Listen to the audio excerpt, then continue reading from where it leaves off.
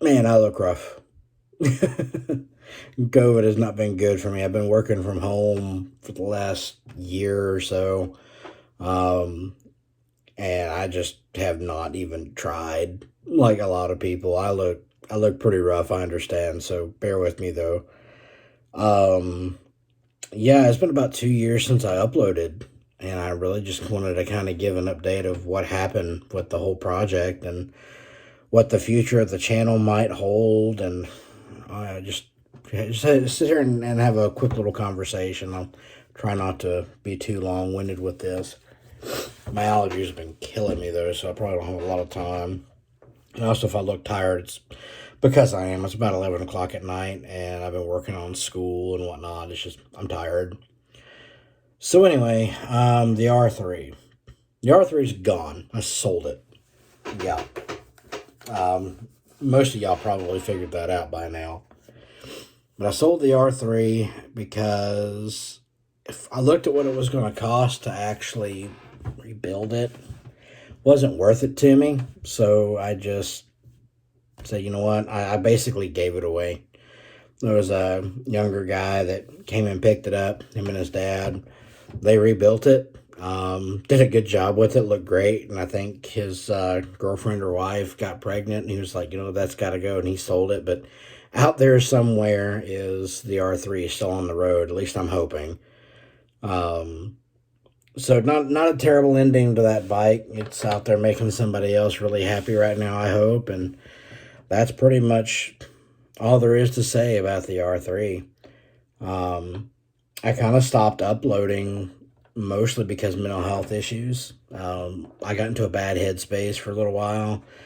I think it was just a culmination of a lot of stress and a little movement. And, that's one of my things that causes me a lot of issues is, I've always been hungry.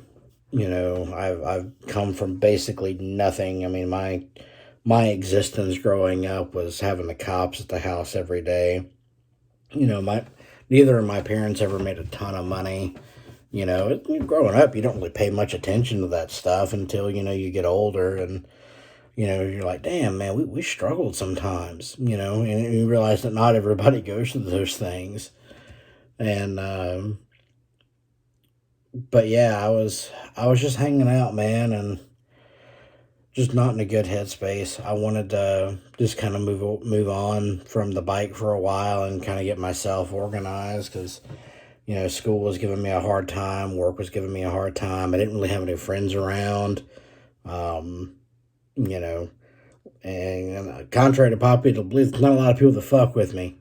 It's just not, and the downside is when I find people that do want to hang out, I usually don't have the time, especially back then because work was it was an all day every day thing. We've since gotten another administrator to help us with our workload. We've gotten a manager to kind of manage our workload.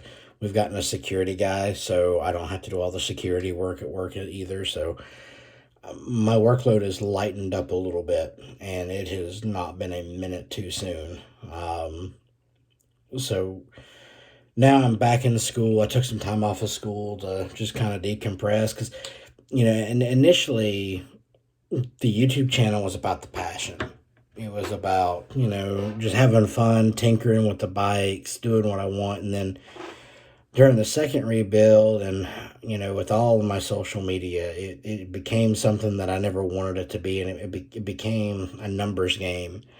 I put a lot of like my happiness and how well my videos did. And a lot of people do that, I think.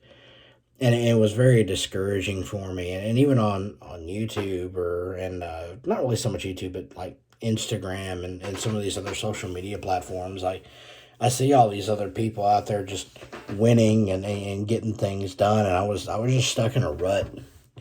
And it was starting to, I won't say I was jealous, but I was frustrated at my own lack of progress, if that makes sense. So I decided to abandon social media for a while. Got away from it. The only social media I have left is my personal Facebook page that I mostly use to upload pictures of the kids and stuff for, some of my extended family to see. And then I keep that circle pretty tight. Um, I don't just let anybody, in that little circle. But kind of where I'm at now is I've been without a bike for a couple of years, and there's days that I miss it, but it's not something I want to go back to right now anyway, and it probably will be. And I don't really know that I've got a plan for this channel. I've made some pretty good friends over the last couple of years. I gotten into contact with some guys overseas that are absolutely awesome. Love them to death. The No Talent Gang, if you ever look them up. Uh, but yeah, it was just a bad space for me, man. And I just wanted to kind of take a step back and kind of reprioritize things that mattered to me. And the one thing that I always go back to, and I'll always go back to, my main passion has always been aviation. That's what makes me happy. That's what gets me out of bed in the morning is aviation. And it's unfortunately is one of those things that I've always had to put on the back burner. And even right now, it's on the back burner until I get a few other things, tied up. The kids need school clothes. The kids need this, or Christy needs that, or the house needs this. We need a new car, which I had to buy a new car. My Jeep was... I'll never buy another Jeep. That's a whole video by itself. I'm not going to get into that. But, it's always had to go on the back burner, and finally I decided, you know what, it's really time for me to put some real focus on that aspect of my life, because that's always been the thing that's made me happy. Airplanes in general, I mean, I've got a spreadsheet of how much it would cost me to own a plane that I update every year, just, to keep up with trends and pricing. I mean, I've got that stuff all laid out. And it's just, I've got a list of airplanes I would love to have. Everything from experimental helicopters like the Rotorway, or the Safari 400, the Mosquito helicopter, the Helicycle. And then on the airplane side, there's like the Titan T-51, the Sonics, the Subsonics. Oh God, I would love that one. It's basically like a microjet, dude. It's a company called Sonics Aircraft. They're in like Oshkosh, Wisconsin. The little kit plane, dude. It's a little propeller kit plane, and I guess the engineers were sitting around one day, and it's like, you know what? Bet you I could strap a jet engine to it, and they did, and it's freaking awesome. I'd love to have one, but about 150 grand for having it fully outfitted and equipped. Maybe a little bit less, but it's north of six figures. I can't afford that, but I could probably swing a cheap Cessna, and I'd be perfectly fine with that. So I needed to get. I decided back after I got rid of the R3, I needed to find a way to get back to my core, what makes me me. And I love listening to motivational speakers. And one of my favorite ones is Steve Harvey. Like him or hate him, you can't deny the man's success, and he's made a lot of good points that I've taken to heart. And one of those is he's talking about, find your passion and then find your gift, and use your gift to fuel your passions, basically. And that's what I wanted to do. Is my gift is technology. Always has been. Even since I was a little kid, I've always been really good with computers and technology. That's why I got into IT. I'm good at it. I enjoy it. But aviation's always been my passion. That's my bread and butter. That's what makes me me. So for me, I wanted to find a way that I could mesh those two together and make some type of impact on something. So I found an organization called the Civil Air Patrol, and I joined up. And if you don't know much about the Civil Air Patrol. It's an Air Force auxiliary. It's a civilian auxiliary that's an all-volunteer force. Um, it's not without its issues. There's a lot of people in it that take it way too seriously. A bunch of old guys that use it like a flying club. Um, Disorganization, bureaucratic nonsense from the Air Force, and just there's a lot that could be improved in the organization. But at its core, I love what it does, and not so much from the aviation side of it, but from the cadet side. They've got a cadet program, and kind of think of it as Boy Scouts meets JROTC. Um, and it's a super cool program for kids. It's all like the cadets lead their own meetings, and that there's a ranking structure just like the Air Force has got. And there's one for senior members too, but it doesn't really mean anything, honestly. The ranks or grades are just there for, if you see a lieutenant colonel, it just means he's been in a while and he's accomplished a lot. But some people take it too seriously. But overall, the point is the program for cadets is awesome. I love what it does for kids, and I like being part of that. And so, kind of what I've been doing in my squadron is getting it brought up to speed technologically, because most of the senior members are they don't have a technical background. They come from all walks of life, from teachers to therapists to pilots and everything in between. Some are active duty Air Force even. So it's a really neat program, and I've been working on getting like internet in the building, trying to get them some computers, maybe even start up a Cyber Patriot, which is basically a cybersecurity competition team for kids. So that's fulfilled that piece of it. And also the aviation piece is it's very aviation oriented, with it being part of the Air Force. And I've really enjoyed that. And the squadron actually has its own plane. The Civil Air Patrol has one of the largest, if not the largest, fleet of single engine aircraft in the world, mostly Cessnas. And we've got a Cessna 182 that I've gotten to fly in before, and I get to play with once in a while. And that gives me, it gives me some volunteer experience. It lets me work with kids. It lets me work with airplanes. And overall, I love the program. I do. I really do. But at the same time, it also, the only part that's missing is I don't actually get to pilot the aircraft too much. And that's what's next for me. That's what I want to be next for me. So I actually found a flight school that opened up locally just recently at one of the airports. Actually, the airport that I used to work at. I used to work at this airport as a refueler and a lineman about 10 years ago, back when my wife and I first got married. And I absolutely loved that job. Never hated going to work. Didn't make nothing doing it. Don't get me wrong. It was like $10 an hour at the time, but absolutely loved that job. So they had a deal where you could come out for like $100. They'd take you up and they do a discovery flight, which basically, you're flying the plane. The instructors were there with you. And so I go out there, and the idea was I was going to record the whole thing. I actually even recorded the intro to it on the way driving to the airport. I was pumped, dude. I was ready to go. But unfortunately, my GoPro died. It would not function. I think the battery wasn't seated right, or something had gotten down in the battery compartment that was interfering with the power. I'm not really sure what happened, but when I got out there, my camera wouldn't work.